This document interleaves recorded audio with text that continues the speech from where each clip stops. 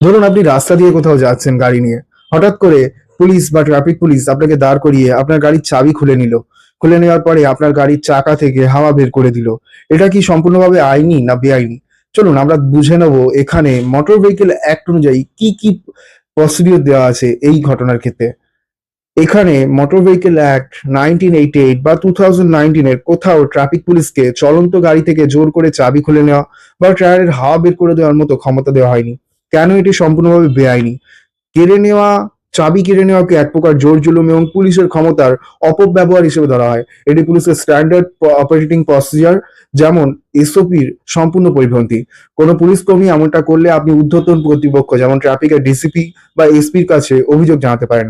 কাগজ চেক করার ক্ষেত্রে section 130 of motor vehicle act বা সেকশন 130 ক্লজ 1 অনুযায়ী যে কোনো পুলিশ অফিসার আপনার কাছে ড্রাইভিং লাইসেন্স এবং কাগজপত্র দেখতে চাইতে পারেন। সেখানে আপনি সেটা তাকে দেখাতে বাধ্য। কিন্তু এর মধ্যেও একটা প্রভিশন আছে, তাকে ইউনিফর্ম পরিহিত অবস্থায় থাকতে হবে। পুলিশ আপনার লাইসেন্স কিন্তু সিজ করতে পারে। সিজ করার ক্ষেত্রে কিছু কিছু নিয়ম আছে।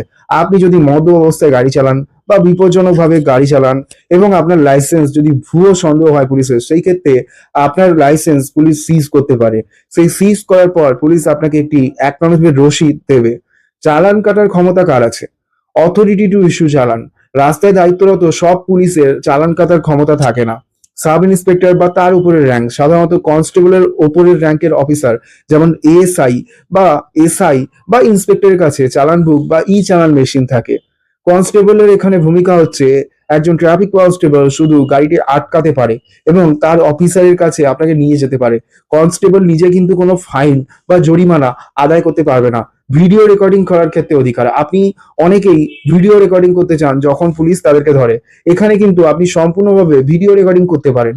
আর্টিকেল 19 ক্লজ 1 সংবিধানের মৌলিক অধিকার আমাদেরকে রাইট দেয় freedom of speech and expression.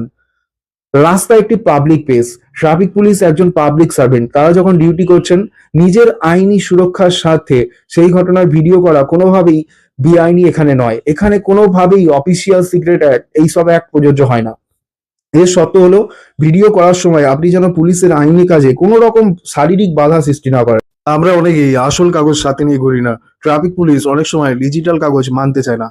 এখানে আপনাদেরকে বলে রাখি, rule 139 of central motor vehicle rules অনুযায়ী এবং আইটি অ্যাক্ট 2000 এর সেকশন 4 এ সরকারের স্পষ্ট নির্দেশিকা আছে যে ডিজি লকার এবং এম পরিবহন অ্যাপের মাধ্যমে দেখানো ডিজিটাল ডকুমেন্ট অরিজিনাল নথিপত্রের মতোই আইনিভাবে বৈধ। পুলিশ এটি গ্রহণ করতে সম্পূর্ণভাবে বাধ্য। তবে স্ক্রিনশট এবং হোয়াটসঅ্যাপে ছবি দেখালে তা গ্রাহ্য হবে না। এরকম ভিডিও আমি অনেক আনতে থাকবো। কাইন্ডলি